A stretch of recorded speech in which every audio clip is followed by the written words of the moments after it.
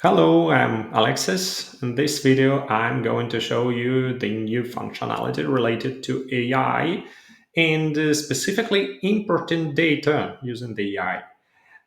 Not just importing, but actually working with the data. So here I have some data for my indicators, which is customer satisfaction and response time. I have these indicators inside my scorecard here, but they are empty, no data. And no data for this. And I can use a classical importing function to import this data, but this time let's just give it a try with AI. And it's actually tricky. This data is tricky, and for this reason, classical import might not be working as good as it is expected. So why this data is tricky, I will explain you after we will import it, I hope successfully. So I go to AI tab and ask AI to import data to the scorecard, click send and wait some time for AI to process it. Okay, so AI responded with some data. And as far as I can see on the preview, it was imported correctly. Now let me get back and explain why it was tricky, why it's not that obvious to import this data. First of all, the tool normally it won't recognize the names of the month here, especially if it's written not in English but in some other language. It will be tricky, but it's not a problem for AI. You can just write the name of the month, and it will be imported. AI knows the update interval for my indicators. So you can see that it's configured as updated on the last day of the month. So when AI see that it's for January, it assumes that it should go for the last day of January, and it's quite logical. Another thing quite tricky is that here I complicated the case. I actually put here I mixed the name of the column target and the name of the month. So for a classical importing function, it's not processable in this way. But again, I see that AI was able to recognize it, and I see my target value was here. And finally, for baseline, I have not specified where the baseline belongs to. And again, AI made a quite reasonable assumption that baseline will be for the first uh, available data point. So let's import this data in the tool. I need to click execute all, and I need to click execute all for this.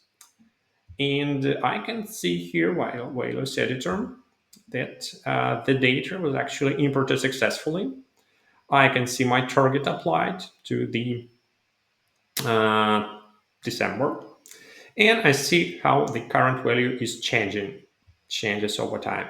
Now, why we use AI? Because we can ask for something special.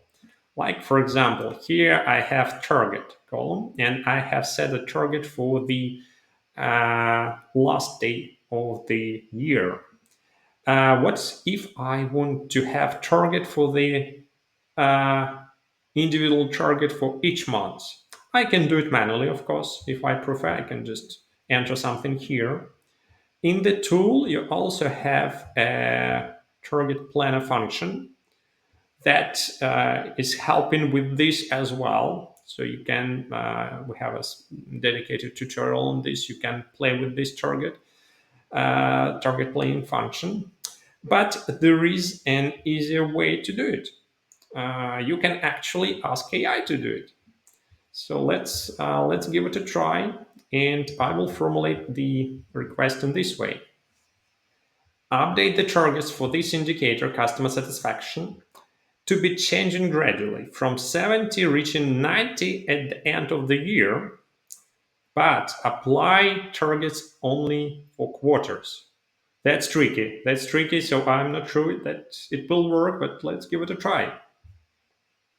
So here I have the results, and it looks quite impressive. So the tool actually calculated what will be the Q1, Q2, Q3, what date corresponds to these periods, taking into account the update interval of the indicator. And I see that it's actually applied this gradual change to this indicator, yeah, to the target of this indicator. Again, clicking to apply, and I see how this target was applied for different quarters. That's interesting. That's interesting. Now, let's see how it will manage the request to update existing targets. And I will calculate it. I will use a different prompt. I will use this prompt. I will ask AI to update all targets for customer satisfaction indicator by increasing them by 10%. Okay. Okay, so we have the results and why it was tricky.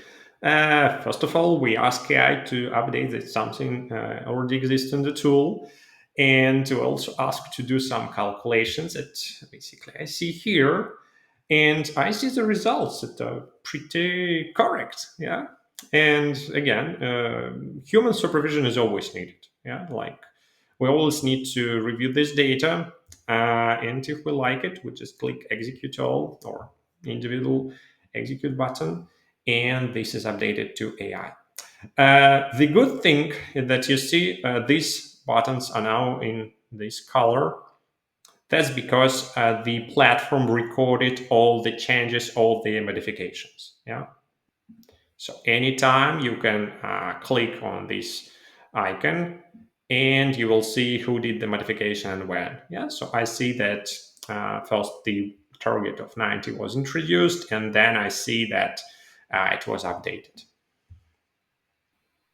So that's another interesting functionality that you now have in BSC Designer, and hopefully it will help you to manage your data in the scorecard and make sure that the platform provides you with the better experience.